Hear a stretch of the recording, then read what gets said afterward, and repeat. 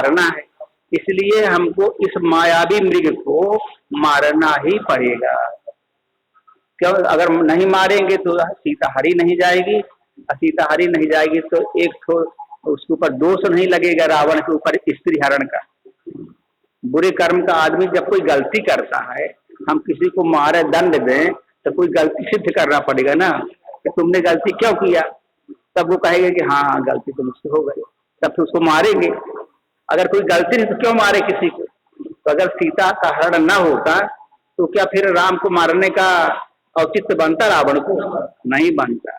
तो उन्होंने इतना जघन्य अपराध करवा दिया कि बताइए, रावण ले गया सीता को हर।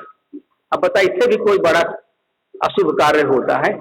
कोई किसी की स्त्री को हर लाए तो बन गया ना एक बहाना मारने का।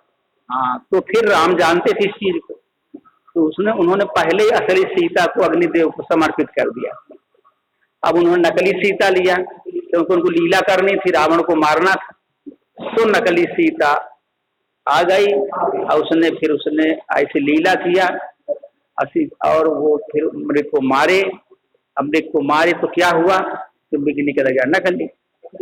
अब लक्ष्मण जी बोले कि मैं तो कह रहा था पहले से, अब भैया नहीं माने ना भाभी मानी, तो मैं क्या करूँ? अब देखिए, विवेक सही निर्णय लेता है लेकिन अनुभव गम्य नहीं है। विवेक जो निर्णय लेता, कभी कभी हम लोग कोई निर्णय लेते हैं तो सही रहता है निर्णय, लेकिन बुरा काम भी आदमी को करना पड़ता है। क्या बुरा कर्म करना पड़ता है कि आदमी वो काम करता है जो नहीं करना चाहिए, और उसका परिणाम क्या होता है? परिणाम अच्छा होता है। क्या अच्छा होता है कि जैसे मान लीजिए कि पराशर ऋषि थे, तो पराशर ऋषि जो है वो बेचारे नाव से जा रहे थे कहीं, हाँ गंगा पार कर रहे, और उनको मिल गई वो नाव खेने वाली लड़की मत्स्योदरी मिल गई, काली कलूटी लड़की। अब वो जो है जब नाव से जा रहे थे, वो लड़की मिली, उसको देख उनका मन आकर्षित हो गया। जब आकर्षित हो गया तो उन्होंने क्या किया, फिर उन्होंने उसके साथ में संभोग किया। तो संभोग किया तो बुरा कार्य है ना, नहीं करना चाहिए। उनका विवेक क्या कहता रहा होगा कि तुमको काम वासना में नहीं फंसना है, संभोग में नहीं फंसना, लेकिन उन्होंने वो कार्य किया। अब जब किया तो क्या पैदा हुए उससे? व्यास जी, व्यास भगवान। आज उनको क्या कहते हैं? हाँ, वो केवटिन के लायक, लेकिन व्यास भगवान है, तो जात पात का कोई महत्व नहीं। व्यास भगवान इतना बड़ा ब्रेन है, आज हमारे देश में किसी का नहीं हुआ। भागवत, महाभारत, गीता, 18 पुराण, 4 वेद, इतना बड़ा ब्रेन आज इंडिया में किसी का नहीं, जितना इन्होंने लिख के रख दिया है, कोई ग्रंथ नहीं। तो जो अनुभूति किया उन्होंने गलत कार्य, लेकिन हुआ क्या? अच्छा। तो कभी कभी बुरे कार्य का परिणाम भी अच्छा निकलता है, कभी कभी अच्छे कार्य का परिणाम भी बुरा निकलता है। तो ये प्रकृति बड़ी विचित्र है, बहुत अलौकिक प्रकृति है, इसके रहस्य को जान पाना बहुत मुश्किल है। इसलिए राम जानते थे। राम जो है वो अलौकिक तत्व है। राम जो है अपने अंदर जो अनुभूतियां आती हैं वो राम है। और लक्ष्मण कौन है? लक्ष्मण विवेक है। विवेक का मतलब जो अच्छे बुरे का निर्णय करता है, तो वो ये नहीं देखता कि मुझे और भविष्य का आगे नहीं देखता, वो अभी वर्तमान में जो अच्छा बुरा है उसका निर्णय करता रहता है, उसका नाम विवेक है। तो इस प्रकार से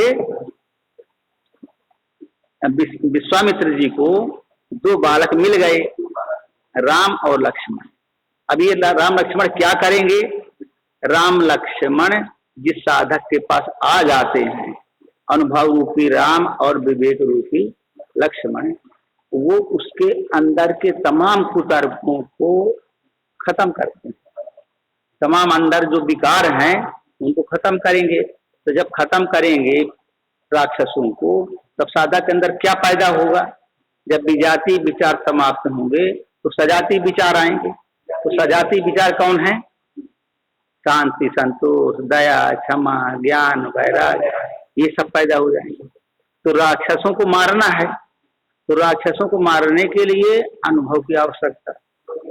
अनुभव क्या चीज है कि हमको वो ज्ञान होना चाहिए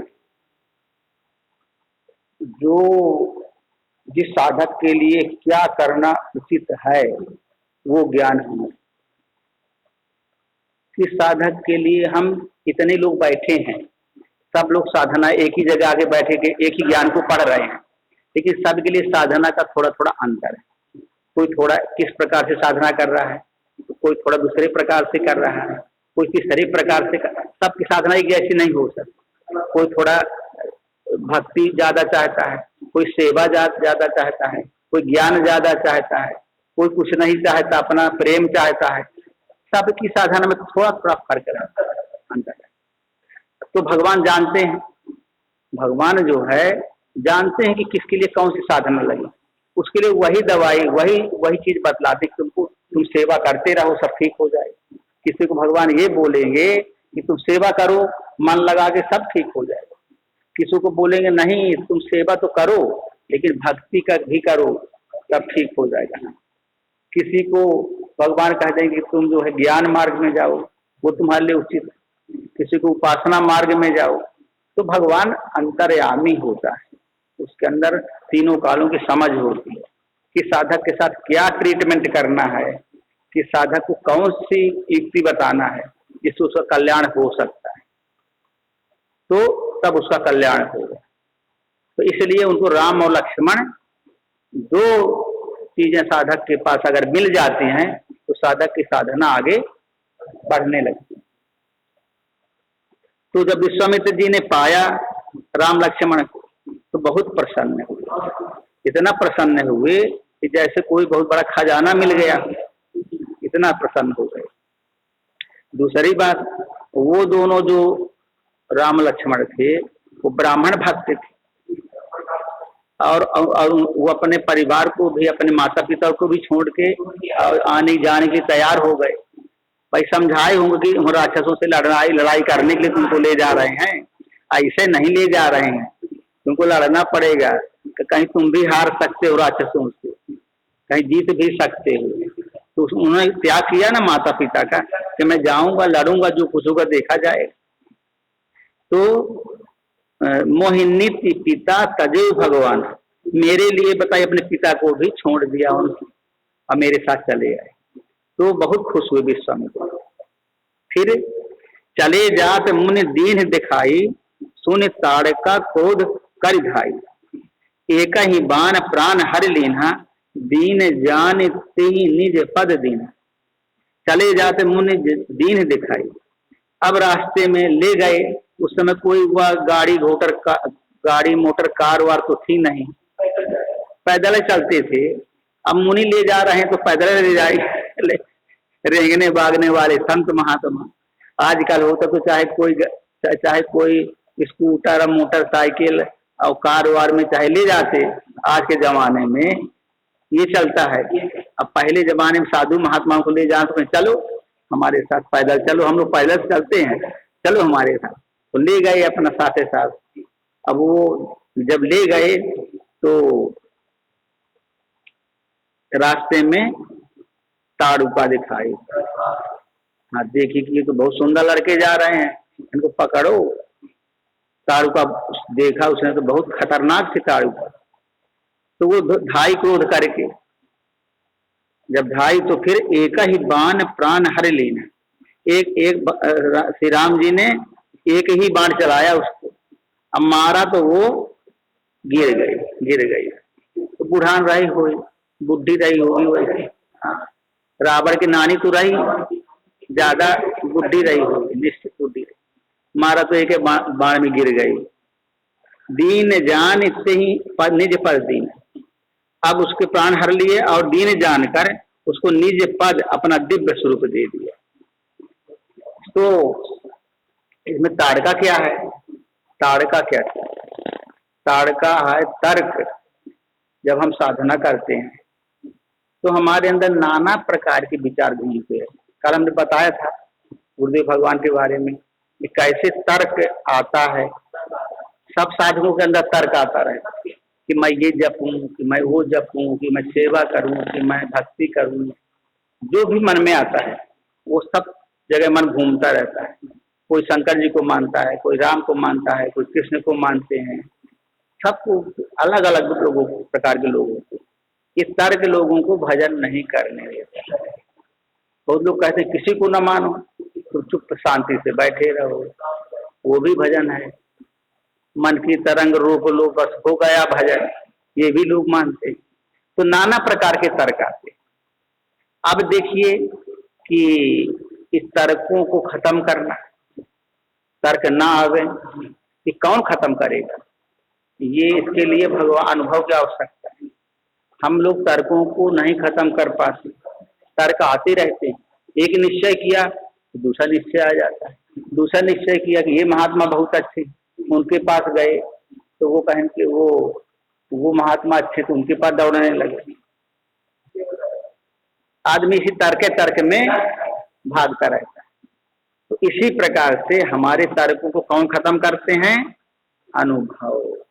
अगर भगवान का जन्म ना हो तो बड़ा मुश्किल है इस संसार सागर से तरना।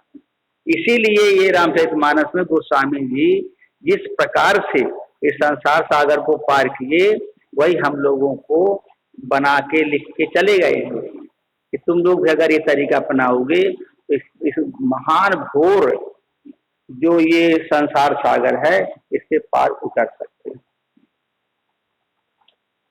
तो ताड़का को मार दिए। अब ताड़का को मारने के बाद भगवान ने क्या किया? एक ही बाण प्राण हर लेना, एक बाण मारे खाली। एक बाण मतलब अनुभव की एक अनुभव आया, एक अनुभव ने ताड़का को खत्म कर दिया। बाणी माने बाण होता, बाण का मतलब बाणी। ऐसा भगवान ने बाणी मारा, उसको अनुभव की ऐसी किरण निकल के आई कि वो एक बार में हुई ताड़ता के खत्म हो। भगवान ने समझा दिया, भगवान ने समझा दिया कि सबसे श्रेष्ठ ये है, इनको भजो। जैसे परमहंस महाराज जी ने गुरुदेव भगवान को कहा कि तुम मुझे, मैं ही भगवान हूँ, मैं ही सब कुछ हूँ। हाँ, सीधे सीधे बोलने वाले थे परमहंस महाराज। स्वामी जी कहे तुम मेरा स्वरूप देखो, आईने में सब में कुछ नहीं रखा है, मैं हूँ जो कुछ हूँ। समझा दिए, तब स्वामी जी को विश्वास नहीं होता। हाँ बोले मैं तो भाई ये तो अब मनुष्य हैं, कितने भी बड़े महात्मा हो गए तो मनुष्य ही हैं। तो उन्होंने नहीं, मैं ही सब कुछ हूँ, मैं तो भगवान को दिखाऊंगा, साफ साफ बोलने वाले। फिर जब उनके मन में शंका हुई, शंका का निवारण करने के लिए फिर उन्होंने ध्यान किया। और ध्यान में भगवान का जब उनका राम का ध्यान कर रहे थे, धनुष भाई राम का ध्यान कर रहे थे, तो वो हट गया और वो आ गए परमहंस महाराज जी आए। तो तर्क खत्म हुआ ना, अंदर से समझा दिए भगवान कि देखो मैं वास्तव में मैं ही हूँ, सब कुछ है। जो तो राम मैं ही हूँ, जो तुम राम को देखना चाहते हो वो मैं ही राम हूँ, इसलिए तुम मेरा ध्यान करो। अच्छा, मैं उनका ध्यान करने से क्या होगा कि वो जल्दी उनको राइज करेंगे, जल्दी उठा देंगे। तो ताड़का को एक बाण मारे और ताड़का को फिर कौन सा पद दे दिए? निज पद। निज पद का मतलब अपने स्वरूप में मिला लिए, अपनी साधना में उसको मिला ली। साधना हमारी आगे बढ़ गई। जब कोई विजातीय तत्व सजातीय बन जाता है तब फिर हमारा ही हो गया ना, वो हमारा सहयोग करेगा, हमारे भजन में वृद्धि करेगा। तो दीन जानते ही निज पद दीन, उसको दीन जान के कि बिचारी कौन माईदाई बुद्धि है, उसको बदल के अपने रूप में मिला दी। ये ताड़का, तो ये बड़ी खतरनाक राक्षसी। फिर आगे क्या हुआ? तब ऋषि निज नाथा ही जिय चीनी, विद्या निधि कहूँ विद्या दीनी, जाते लाग न क्षुधा पिपासा, अतुलित बल तन तेज प्रकाशा। तब ऋषि विश्वामित्र ने प्रभु को मन में विद्या का भंडार समझते हुए लीला को पूर्ण करने के लिए ऐसी विद्या दी जिससे भूख प्यास न लगे, और शरीर में अतुलित बल और तेज का प्रकाश है। अब विश्वास, जब हमारा विश्वास आगे बढ़ता है, भगवान के चरणों में विश्वास बढ़ता जाता है, बढ़ गया, तब क्या हुआ, तब फिर जो अनुभव है अपने अंदर, जो राम है वो तो विद्या के भंडार ही है, उनको विद्या देने की आवश्यकता नहीं है, वो तो पहले से विद्या प्राप्त करके सब आए, सब ज्ञान के भंडार हैं, विद्या के भंडार हैं। तब कहते हैं कि ऋषि ने प्रभु को मन में विद्या का भंडार समझते हुए भी लीला को पूर्ण करने के लिए ऐसी विद्या दी जिससे भूख न लगे, अब प्यास न लगे। तो जब भगवान के प्रेम हमारा बढ़ जाता है, तब फिर उसको भूख प्यास जो बाहरी वस्तु है, हाँ, नहीं सताती। जब भगवान में प्रेम, हाँ, तो भूख प्यास न लगे और शरीर में अतुलित बल और तेज का प्रकाश। इसका तात्पर्य ये हुआ कि जैसे मान लीजिए कि हम लोग सत्संग में बैठे, अब बैठे हैं, अब अभी पहले हमारा मन नहीं लगता था कि जहाँ 8 बजे तब फट से भागो, आओ, जो कोई ना भागेगा तो हम ही भाग जाएंगे भाई। जो बाबा लोग कहें भाई हम तो जाते हैं, 8 बज गए, चल नाश्ते का टाइम हो, फिर नाश्ता नहीं मिलेगा, नाश्ता फिर नहीं मिलेगा, फिर क्या होगा, अब क्या होगा, इतना प्रेम अगर हमारी ताड़ुका खत्म हो गई तो फिर क्या होगा, हमारा प्रेम और हो जाएगा भजन। जब प्रेम ज्यादा होगा तो लगे यार चलो नाश्ता तो कुछ जो बचेगा तो दे ही देंगे रसोई घर वाले, क्या होगा, इससे ज्यादा क्या होगा, न खाएंगे नाश्ता फिर भोजन कर लेंगे, बस सत्संग सुन रहे, बड़ा आनंद आ रहा है। अब उनको सत्संग में आनंद आने लगा, जब ताड़ुका खत्म हुई तो उनको सत्संग में क्या होने लगा, आनंद आने लगा कि न करेंगे नाश्ता। अब भाई सुन, सत्संग चल रहा है तो छोड़ के हम नहीं जाएंगे, हम सत्संग सुनेंगे पूरा, तब उठेंगे, तब जाएंगे, हो जाए नाश्ता वास्ता हो जाए। तो आदमी क्या करता है, जब जिस चीज को आदमी प्राथमिकता देता है, जिस चीज को आदमी महत्व देता है, फिर उधर उसका झुकाव हो जाता है। अब उसका झुकाव किधर हो गया, अंदर से झुकाव हो गया, अंदर से प्रेम सत्संग में होने लगा। पहले था प्रेम, लेकिन क्या था, उतना ज्यादा नहीं था कि हम इसको चाहते ही बोले नहीं। तो फिर जब हम नहीं चाहते ज्यादा सत्संग को, तो बाहरी विचार आने लगते हैं कि यार सत्संग सुन लिए, हो गया, इससे सत्संग तो आए, ज्यादा क्या करना सुन के, चलो वो भी काम है, उसको भी जरूरी करना। तो जरूरी कब है, तो हमारे पावर, सत्संग में अगर पावर आ जाए, सत्संग में हमारा प्रेम हो जाए, तो फिर हम उसको महत्व ज्यादा नहीं देंगे खाने पीने को। अरे नहीं खाएंगे नाश्ता तो क्या होगा, दोपहर को खा लेंगे इकट्ठे, ज्यादा डोज ले लेंगे, फिर आदमी महत्व देते, महत्व सत्संग को देता है, उसको नहीं देता। तो ऐसी ही चीज है ये कि भूख प्यास नहीं लगती थी, ऐसी विद्या विश्वामित्र दे दिए, ऐसी विद्या सिखाए कि जाते लाग न सुधा पिपासा, अतुलित बल तनु तेज प्रकाश। अतुलित बल है, भूख प्यास भी नहीं लगी, इधर खिंचाव बना है कि अब क्या बोलेंगे, कितना आनंद आ रहा है हम लोगों को, तो चलो थोड़ी देर और बैठे रहो। तो अतुलित बल है, तनु तेज प्रकाश, अंत में अंदर प्रसन्नता भी आ जाएगी।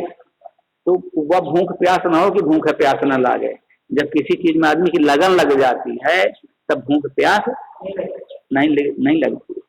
भूख प्यास लगती है लेकिन उसको महत्व नहीं देती। हाँ, एक तो वैज्ञानिक, तो वैज्ञानिक क्या किया कि वो वैज्ञानिक रिसर्च करते किसी चीज का, जैसे फिजिक्स के वैज्ञानिक हुए, फिजिक्स में रिसर्च करते हैं, केमिस्ट्री के वैज्ञानिक केमिस्ट्री में रिसर्च करते हैं, तमाम प्रकार कई किस्म के वैज्ञानिक होते हैं। तो एक वैज्ञानिक था, उसने पढ़ाई लिखाई करके वो रिसर्च वर्क में गया, रिसर्च करता था। अब रिसर्च करता था तो वो उसको पता नहीं चलता था कि कब सुबेरा हुआ, कब शाम हुआ, कब रात हुआ, उसको होश नहीं रहता। जब वो 20-25 साल का हुआ, 30 साल का, तब उसे शादी का समय आया। उसके परिवार वालों ने शादी तय किया। शादी करने के बाद पत्नी घर आई। अब पत्नी जब घर आई तब पत्नी का यही होता, पत्नी का कि भाई आपस में मिले जुले, संभोग करें। अब वो क्या था कि चला जाता था तो वहां उसको पता नहीं चलता था कि कब रात हुई कब दिन हुआ, और कभी कभी घर आवे कभी कभी ना आवे, कभी कभी ऐसा पागल हो गया उसमें। जो जब वो खोज करते रिसर्च करते हैं उसे पूरा दिमाग लगा देते हैं, तो उनको होश नहीं जाता पत्नी कहाँ पड़ी है, कहाँ घर द्वार पड़ा, कहाँ क्या पड़ा, तो उसी में डूबा रहता था। तो अब जब आवे घर तो पत्नी बोले कि भाई तुम क्या करते हो वहां पर, अब मुझको शादी करके क्यों लाए, जब तुमको वही करना तो करते रहते। अब बताओ तुम्हारे हमारे लिए समय ही नहीं तुम्हारे, तुम घरे नहीं आते हो, 10-10 बजे 11-11 बजे 12-12 बजे आते हो घर, क्या करते हो वहां पर, डांटे लागू। तो कहें भाई हमको कुछ होश ही नहीं रहता। अब सुबह जब से हमने खोज में चालू लग गए खोज में, खोज करते करते दिन बुरे, खाने की याद नहीं रहती, चाय पीने की याद नहीं रहती, और पत्नी की याद नहीं रहती, मैं क्या करूँ। तो जब आदमी का प्रेम लगन बढ़ जाता है तब भूख प्यास मेहरिया लड़का सब भुला जाते। तो यही है इसमें कि हमारा भगवान में लगन लग गई तो सब सांसारिक वस्तुएं भूल जाती। आयुध सर्व समर्पिके प्रभु निज आश्रम आन, कंद मूल फल भोजन दीन भगत हित जान। सब अस्त्र शस्त्र समर्पण करके मुनि प्रभु श्री राम को अपने आश्रम ले गए और उन्हें परम हितु जानकर भक्ति पूर्वक कंद मूल और फल का भोजन कराया। तो आयुध माने सब अस्त्र शस्त्र समर्पण करके, मतलब भगवान ने सब उनको अस्त्र शस्त्र दिया, नहीं भगवान ने नहीं, मुनि ने दिया, विश्वामित्र ने, जो उनके पास अस्त्र शस्त्र थे राक्षसों को मारने वाले, वो सब अस्त्र शस्त्र दिए भगवान को। और जब अस्त्र शस्त्र दे करके और फिर कहाँ ले गए, अपने आश्रम में ले गए। तो अस्त्र शस्त्र क्या है, अस्त्र शस्त्र हैं वो युक्तियां जिनसे हम राक्षसों को मार सकते हैं, जिससे हम विजाति विचारों को मार सकते हैं, काट सकते हैं, वो युक्तियां हैं अस्त्र शस्त्र। ये बाहर वाले तलवार बर्छी भाला बंदूक ये तो बाहर के अस्त्र शस्त्र हैं, लेकिन अंदर के अस्त्र शस्त्र क्या हैं। अंदर के अस्त्र शस्त्र ये हैं कि कोई हमें गाली दिया तो हम सहन कर लें, क्षमा कर दें कि भाई गाली हमको जरूर दिया, क्योंकि गाली शरीर को लगती है, आत्मा को तो लगती है, काट दिया उसको हम वहीं को वहीं, नहीं लगी तो यही हमारा शस्त्र है, काट दिया ना हमने। हाँ। कोई बाबा लोग जो है, कोई कुछ सोच रहा, कोई कुछ सोच रहा, कोई हमारे बारे में बुरा सोच रहा, कोई भला सोच रहा, सुन लिया। अब सुन लिया तो हमें क्या निर्णय लेना है, ये हमारे विवेक पर निर्भर करता है कि हम कैसे शांति का मार्ग अपनाएं। हम ऐसा रहें कि हमको शांति मिले, शांति मिले। एक बार महात्मा बुद्ध के टाइम की बात कि 2 राज्य थे, दोनों राज्यों के बीच से एक नदी जाती थी, और संजोग से वहां कई सालों से पानी नहीं बरसा। जब पानी नहीं बरसा तो दोनों राज्य के जो राजा लोग थे, वो नदी दोनों राज्यों को बांटती थी। तो वो उस एक राज्य वाले बोलते थे कि हम पानी लेंगे खेती के लिए, दूसरे राज्य वाले जो नागरिक को कहते थे हम पानी लेंगे अपने। हाँ, दोनों में झगड़ा हो गया, दोनों तरफ से सेनाएं आ गई लड़ाई करने के लिए कि अब जो जीतेगा उसी का पानी होगा। सेनाएं आ गई लड़ने के लिए। तो उस समय महात्मा बुद्ध वहीं रहते थे, कहीं कुटिया उटिया बना के रहते थे। अब जानते हैं राजाओं की लड़ाइयां बड़ी खतरनाक होती थी, वहां बर्छी भाला तलवार और जितने सिपाही सब फौजें लग जाती थी और काट कूट के फेंक देती थी, बड़े खतरनाक पहले की लड़ाई। तो महात्मा बुद्ध के पास लोग गए, कहें महाराज बड़ा बड़ा भारी लड़ाई होने वाली पानी के पीछे, आप चलिए कुछ निपटारा कर दीजिए। तो वो भी थे तो राजे कुमार थे, बड़े बड़े राजा लोग सब उनके शिष्य थे। तो वो कोई भी अब महात्मा थे, लेकिन वो इन सब चीजों में थोड़ा थोड़ा उनकी समझ काम करती थी, भाग भी लेते थे, ले जाते थे लोग। तो बताए लोग कि चलिए महाराज नहीं तो बड़ा गदर मचने वाला, युद्ध होने वाला। तो पहले तो तैयार नहीं हुए, फिर सोच समझ के बोले चलो चले। अब दोनों तरफ सेनाएं खड़ी लड़ने के लिए आ गए, सब ढोल नगाड़ा लेकर के लड़ाई के सब सामान सब। तो महात्मा बुद्ध गए तो महात्मा बुद्ध गए तो दोनों तरफ के जो राजा लोग थे वो आके महाराज प्रणाम किए बुद्ध को। तो बुद्ध ने पूछा क्या है भाई, क्यों तुम लोग ये सेना क्यों इकट्ठी है, क्यों आए हो यहाँ? तो बताए कि भाई हमारे जो राज्य है खेती सूखी जा रही है, इस नदी का पानी हम लेंगे। दूसरे देश वाला दूसरे राज्य वाला राजा बोला कि इस नदी का पानी हम लेंगे, हमारी फसल सूख रही। अब ये कहते हैं कि हम नहीं लेने देंगे तुम्हें, हम कहते हैं हम नहीं लेने देंगे। तो अब बताइए क्या होगा? अब तो लड़ाई करनी पड़ेगी, जो जीतेगा वही पानी लेगा। तो बुद्ध ने ये कहा कि जब तुम लड़ाई करोगे, लड़ाई जब होगी तो बताओ कितने लोग मारे जाएंगे, कितना नुकसान होगा? तो बताए कि बहुत नुकसान होगा। अरे हम तो जब इनको मारेंगे तो ये भी ना हमको मारेंगे, तो बहुत क्षति होगी, हजारों सेना मारी जाएगी, इनकी भी मारी जाएगी, हमारी भी मारी जाएगी, सबकी हासिल होगी। तो कहें कि अगर मान लो कि तुम्हारा जो नुकसान होगा तो कितना बड़ा नुकसान होगा जब सेनाएं मारी जाएंगी, कितनी महिलाएं विधवा हो जाएंगी, कितने घर द्वार उजड़ जाए, कितना नुकसान होगा। अब तुम पानी के पीछे जान दे रहे हो तो ये गलत कर रहे हो, ऐसा ना करो। तुम लोग शांति से काम करो, तुम लोग कुछ ना करो, न तुम पानी लो न तुम पानी लो, इसको बहने दो ऐसी चलने। अगर तुम लोग शांति रखोगे तो तुम लोगों को सब कुछ मिल जाएगा। तो क्या हुआ, दोनों को रोक दिए, कहे अपनी सेना ले जाओ अपने अपने राज्य में, तुम भी ले जाओ, किसी को पानी नहीं मिलेगा, तुम दोनों जने अपना अपना काम करो। तो बोले कैसे चलेगा, हमारी फसल सूख जाएगी, तब फिर क्या होगा? कहीं फसल नहीं सूखेगी, इसकी जिम्मेदारी मेरी मेरी जिम्मेदारी फसल नहीं सूखे। संजोग से क्या हुआ कि 10-15 दिन में इतनी वर्षा हुई कि सब जगह पानी पानी पानी पानी हुई। अब आप जब इतना देखे कि आश्चर्य, भाई महात्मा बुद्ध ने कहा पानी बरस गया, सब प्रसन्न हो गए। फिर राजा लोग आए मिलने के लिए, प्रणाम किए, कहे कि महाराज आप धन्य हैं, शांति का मार्ग आपने स्थापित कर दिया, नहीं तो हम लोग सब मर जाते कट करके और पानी के पीछे, और हम बड़ा नुकसान हो गया। तो शांति का मार्ग भी है, हर चीज में शांति का मार्ग है। कोई तो आदमी उसको हल कर सकता है, कैसे शांति मिलेगी? अशांति का मार्ग है तो कोई किसी से भी रस जाइए, लड़ाई कर दीजिए तो अशांति आ जाएगी। और नहीं तो आदमी हर चीज को एक ऐसा रास्ता हर जगह है, चाहे आदमी को थोड़ा घाटा सहना पड़े तो भी है, चाहे फायदा सहना पड़े तो भी है, हर जगह एक रास्ता है जो कि हम उसको हल कर सकते हैं। पर आदमी की जब बुद्धि सही नहीं होती, काम क्रोध लोभ मोह मद मत्सर से ग्रसित होती है, तब आदमी अशांति का मार्ग ढूंढता है। हाँ, अशांति का मार्ग ढूंढता है। और जब आदमी के पास बुद्धि सही रहती है, विवेक और अनुभव साथ में रहते हैं, तब आदमी तुरंत शांति का मार्ग खोज लेता है। ऑटोमेटिकली उसके दिमाग में आ जाता है ऐसा करेंगे इससे सब हल हो जाएगा। और जो थोड़ा कम बुद्धि वाला होता है वो लड़ाई की ही बात सोचे। तो हर जगह शांति का रास्ता है, पर आदमी उसको नहीं जानता क्योंकि विवेकशील नहीं है। तो फिर आदमी लड़ाई करने लगता है, वो हम उसको मारेंगे, वो हमको मारेगा, हम उसको बुरा कहेंगे, वो हमको बुरा कहेगा, हम उसकी बुराई बताएंगे, हमारी बुराई बताएगा।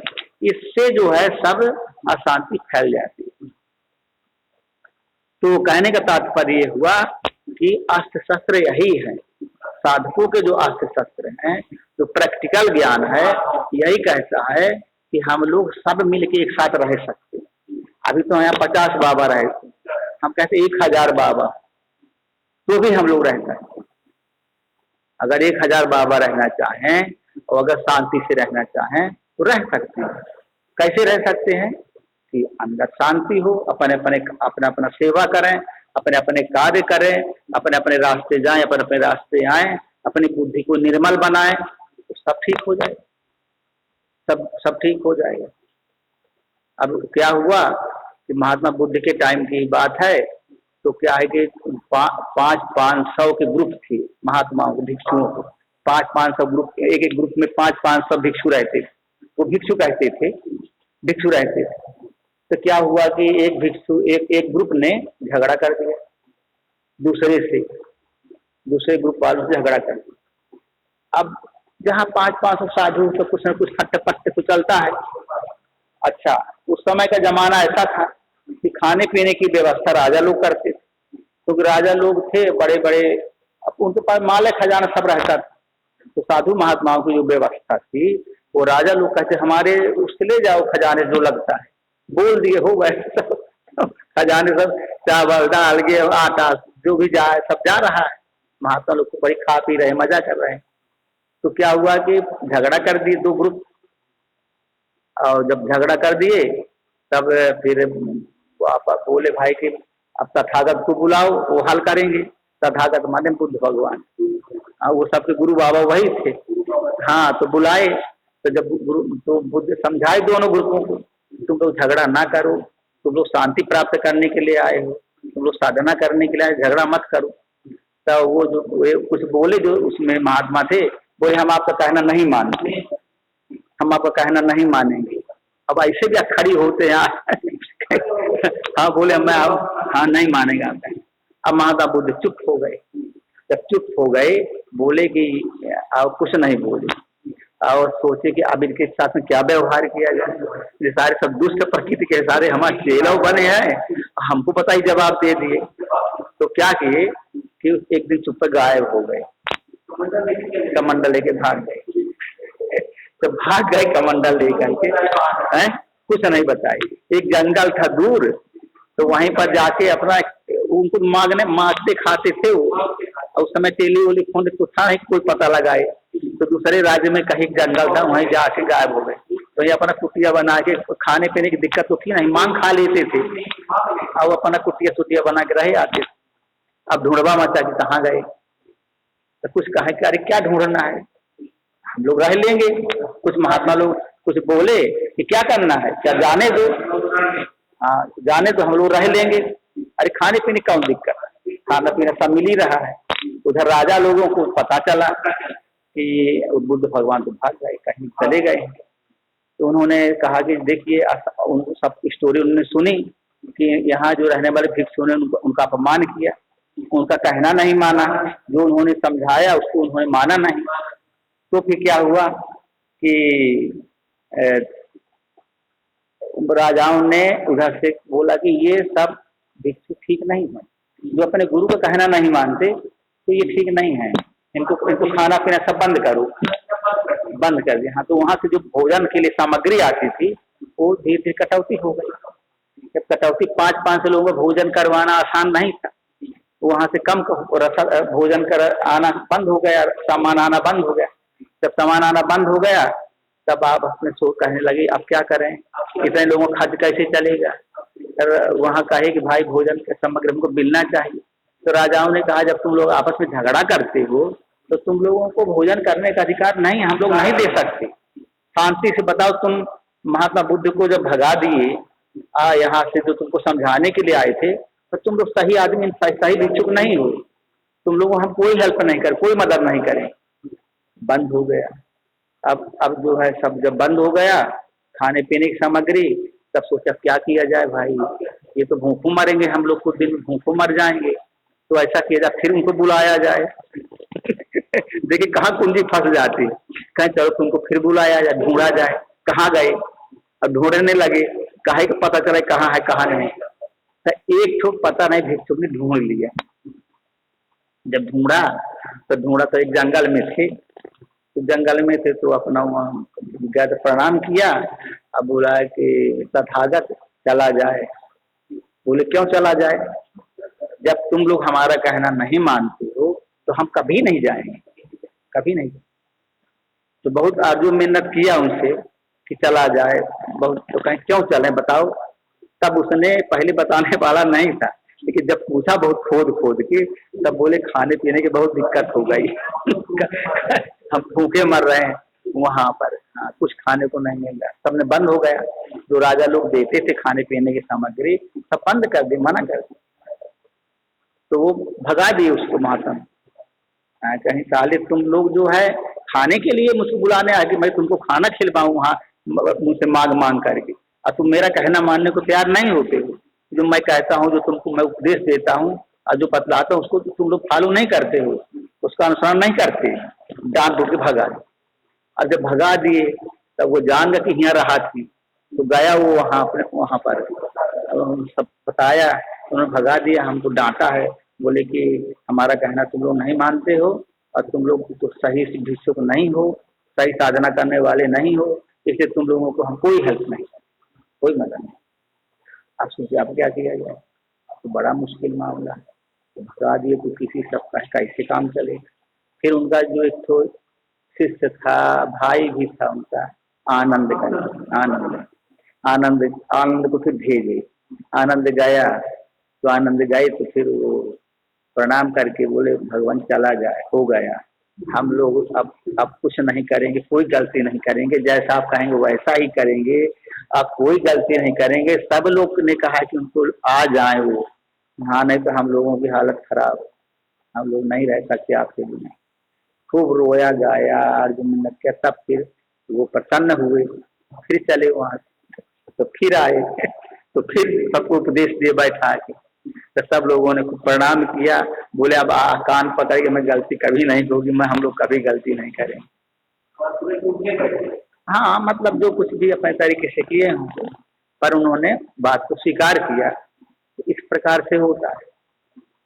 शांति का मार्ग हर जगह है, लेकिन जब आपस में हमारे विचार नहीं मिलते, अब विचार न मिलने का कारण क्या है, हमारे अंदर जब हमारी बुद्धि मति शुद्ध नहीं, अगर सबकी मति शुद्ध हो तो आदमी झगड़ा ही ना करेगा, सब एक दूसरे की बात को मान लेंगे। लेकिन जब बुद्धि सही नहीं होती तो फिर एक दूसरे की बात को आदमी मानने को तैयार नहीं, अहम पैदा होते, मैं इसकी बात को क्यों मानूं, वो बोलेगा मैं इसकी बात को क्यों मानूं, इसीलिए सब ये तैयार हो, इसीलिए सब ये चीजें तैयार हो जाए। देखिए अब से 100 साल पहले का देखिए इतिहास उठा, एक घर में 150-150 लोग तक रहते, एक आदमी मालिक होता था, और वो मालिक जो कह देता था वो कार्य वो आदमी करता था। सब अपना अपना काम करते थे, कोई तर्क नहीं करता था, सब अपना अपना काम किए। महिला को जो महिला कहती उनको भोजन बनाना है वो भोजन बना रही है, जिसको बर्तन धोना बर्तन धो रही है, जिसको बाहर के काम देखना बाहर काम देख रही है। ऐसे लड़के ऐसे सब कार्य करते थे, ऐसे परिवार सब एकजुट होकर रहते थे। आज क्या है कि पति पत्नी में नहीं पट रहा है, माता पिता परिवार तो छोड़ दीजिए कि पति पत्नी अगर दो रहते हैं तो उनमें आपस में नहीं बनती है, वो भी आपस में एक दूसरे को छोड़ना चाहे। ये जमाना आ जा, क्योंकि अंदर विकार भर गए, संतोष नहीं है, विकार नहीं है, विकार भर गए हैं अंदर, तो इसीलिए दिक्कत खड़ी हो जाती है। शांति हो तो उसकी बात मानेगा, उसके बात मानेगा, सब लोग शांति से रहेंगे। क्यों नहीं हो सकता? इस सब मन के अंदर, मन जब शुद्ध हो जाता है तब आदमी के अंदर सही बुद्धि पैदा होती है, और जब मन अशुद्ध रहता है तो दुर्मति आ जाती है, खराब मति आ जाती है, तो आदमी कुछ समझते नहीं दूसरे को। हाँ, ये चीज जो हम इसलिए कह रहे थे, आयुध सर्व समर्पिकय प्रभु निज आश्रम आने, सब अस्त्र शस्त्र समर्पण करके मुनि प्रभु श्री राम जी को आश्रम में ले गए। तो अस्त्र शस्त्र वो कौन से अस्त्र शस्त्र हैं? यही अपने अपने अंदर जो सद्विचार हैं, अच्छे अच्छे विचार आ जाए तो वही अस्त्र शस्त्र हैं, उनके द्वारा फिर हम सबको काट सकते हैं। अच्छे विचार होंगे तो सबको काट देंगे, सब खत्म करेंगे। और जो काम क्रोध लोभ मोह ईर्षा देश से बने हुए विचार होंगे तो वही चीज फैला देंगे, कहीं ईर्षा, कहीं द्वेष, कहीं आशा, कहीं तृष्णा, कहीं विषय, कहीं वासना, यही सब में मन फंसा रहेगा। तो आदमी काहे को मानेगा दूसरे की बात? आदमी सोचेगा कि वह आदमी, वह बाबा जो है वह आगे बढ़ा जाते हैं तो सब पीछे से पैर पकड़ के खींचो तो बढ़ न पाए। जैसे पहले के जमाने होता था कि राजा दूसरे मरवा डालता था अपने भाइयों को, राज्य करने के लिए दूसरे भाई को मरवा डालता था कि वो अगर राजा बन जाए तो हमारा क्या होगा, तो मरवा डालते थे तो फिर राजा बनते थे। तो ये तक होता है, ये बड़ी खराब दुनिया है। तो अगर बुद्धि सही नहीं है तो आदमी इसमें फिर कुछ नहीं कर पाएगा, सब लड़ाई झगड़े आतंकवाद फैल जाएगी। तो क्या कहा उन्होंने कि सब अपने राम जी को अपने आश्रम में ले गए और उन्हें परम हितु जानकर भक्ति पूर्वक कंदमूल फल का भोजन कराया। अब ये भक्ति पूर्वक कंदमूल फल क्या है? कंदमूल फल है सात्विक विचार। कंदमूल फल माने भोजन है सब चीज। अब भोजन का मतलब होता है अध्यात्म में भजन, जो हम ग्रहण करते हैं शरीर को चलाने के लिए। कंदमूल फल तो शरीर का भोजन है। मन का भोजन क्या है? मन का भोजन है सात्विक विचार। अब ये इसमें क्या कंदमूल फल है ना, सात्विक पदार्थ है ना, इसलिए मन के अंदर सात्विक वृत्तियां प्रवाहित हो जब, तो इसका वो भोजन है। तो इस प्रकार से ले आए आश्रम में। अब आश्रम में ला करके उनको बढ़िया बढ़िया सात्विक विचारों का उनके अंदर भर दिए। तो कब आता है? जब अपने अंदर भगवान के प्रति प्रेम बढ़ने लगता है, तब सात्विक विचार अपने अंदर आने लगते हैं। इतना ही 8 बज चुका है। ओम श्री सद्गुरुदेव भगवान की जय।